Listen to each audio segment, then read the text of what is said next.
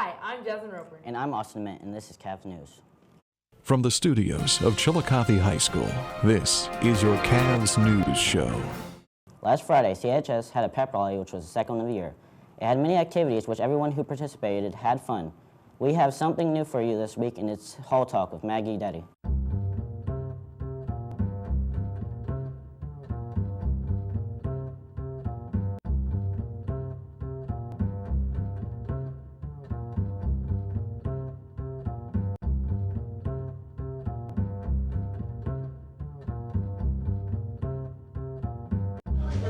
I think that Ames would be the best candidate for running for mayor because her ideas and views on improvement for Chillicothe seem the best to me.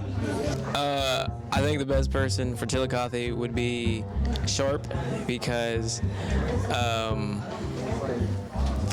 he seems like a good candidate, and there's a lot of signs around town in people's yards. So that obviously means that people are going to vote for him.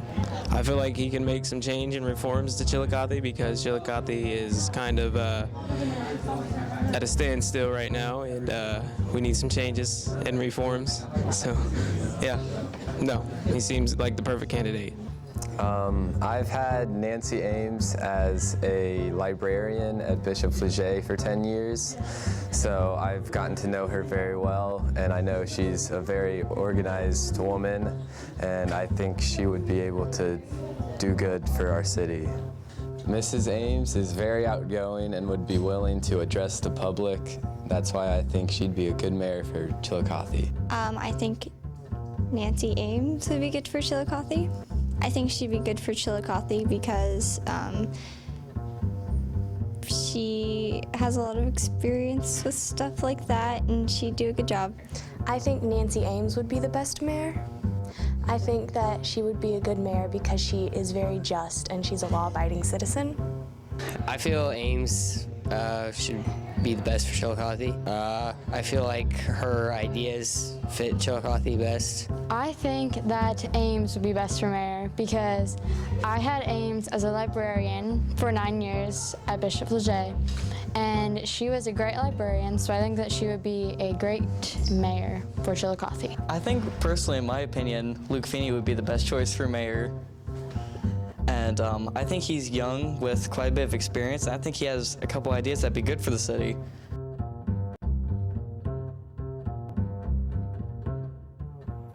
This past Tuesday, the Ross County elections were held. Luke Feeney came out on top with 3,212 votes, Nancy Ames in second with 1,725, and Joseph Sharp in third with 1,470. Chillicothe voted yes on the school bond issue. We thank everyone for voting and taking part in the election. In other news, our Cavalier football team made it to the playoffs this past 2015 season. Let's go to Marcus Conrad to hear more about it. Thanks, Jasmine. I'm Marcus Conrad with this CAVS News Sports Update. As always, we are going to start off football and mention that last Friday night, the football team clinched a win over Wilmington with a final score of 26-22, sending them into Week 11. This was also a great way to end senior night for the Cavaliers. The Cavs will match up with Columbus St. Francis de Sales High School, who is ranked number 1, while we are ranked number 7. Also pairing up for playoffs out of Chillicothe will be Zane Trace at home against Bidwell River Valley High School and Paint Valley at home against Newark Catholic High School. Our Lady Cat soccer team became district champs last week, but sadly lost the regional game on November 3rd to Granville High School with a final score of 8-0. The banquet for all fall sports will be held on November 17th at 6 p.m. in Hatton Memorial Gymnasium. To mention would be the start of winter sports. Coach Burns will hold for the swim team on November 9th and 11th from 2:45 to 3:45. You must attend both days of tryout. Please contact Coach Burns with any questions. That's all I have for this week. I'm Marcus Conrad. Now back to Austin and Jasmine in the studio. Thanks, Marcus. This past Tuesday, a Chinese Navy took port in Jacksonville, Florida as a part of a routine Goodwill port visit. The ships are expected to arrive following visits in ports in Europe. Sailors from both navies are expected to participate in sporting events and ship tours during the May port visit to build trust and foster shared understanding between each other. Now to Did You Know with Ryan Kincaid.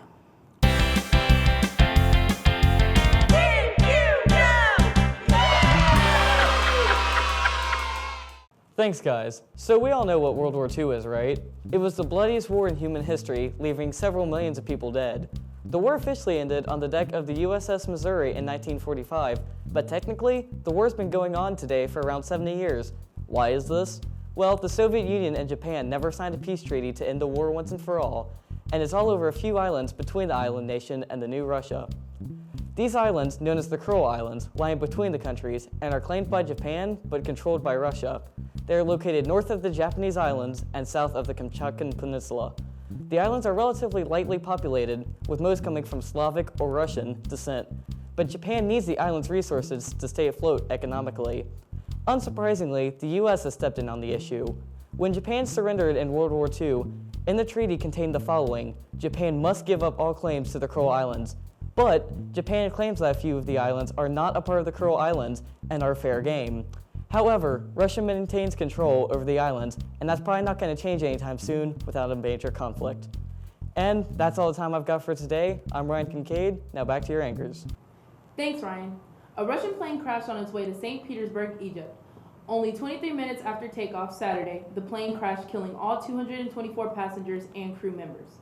10 bodies have been identified by family members, but the police are yet to identify a majority of the bodies. The crash is believed to be caused by a massive heat wave in Egypt that interfered with the signal and the engine of the plane. Now let's go to Parker Tracy with Pop Fusion. Hi, I'm Parker Tracy, and welcome to this week's installment of Pop Fusion. Wait, am I supposed to say anything else? Let's start off this week's segment by bringing back the music. I have been leaving it out the last few weeks, and I feel like it needs a little love too.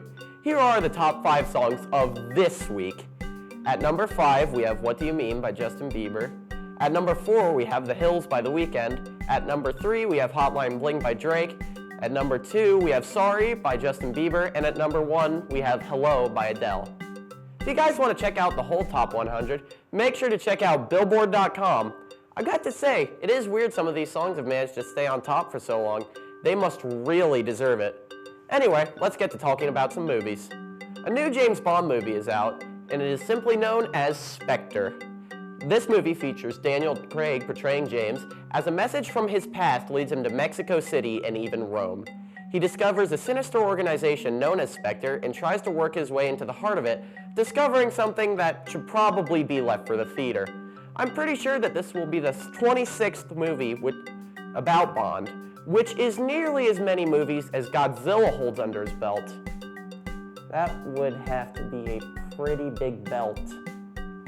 But I digress. If you saw Inside Out in theaters, you'll be happy to know about the movie's DVD release. If you don't know, basically the movie features a girl's emotions trying to get adjusted to a new setting. If anything, it's like Osmosis Jones, except a lot less, what's the word I'm looking for? Gross? This movie will be available on DVD and Blu-ray and will be available on several streaming services as well. Before I have to go, there is a little bit of gaming news I want to squeeze in there. Ahead of its initial release date in November 10th, Fallout 4 has had many substantial leaks regarding the game. This information includes new gameplay, weapons, perks, and even the new game's cover system. And there are plenty of websites that have this information available if you want to go check it out for yourself. I know a lot of people will be interested, as Fallout 4 is probably one of the most anticipated games of this year. Well, that's all the time I have for this week. If you'll excuse me, I need to go curl up into a ball on the ground and hope my favorite character from an unnamed show is still alive. Back to you guys in the studio. Thanks, Parker. This past Wednesday, Ohio pushed a monopoly marijuana legalization proposal out the door Tuesday. There was 1,105,674 votes for it to be legalized and 1,977,263 votes for it not to be legalized. And issue 2 passed by 1,568,432 votes to 1,465,675 votes. It was closer than issue 3, but issue 2 had 52% saying yes and 48% saying no. That's all for today. I'm Jasmine Roper. And I must admit, have a nice and safe weekend, Chillicothe.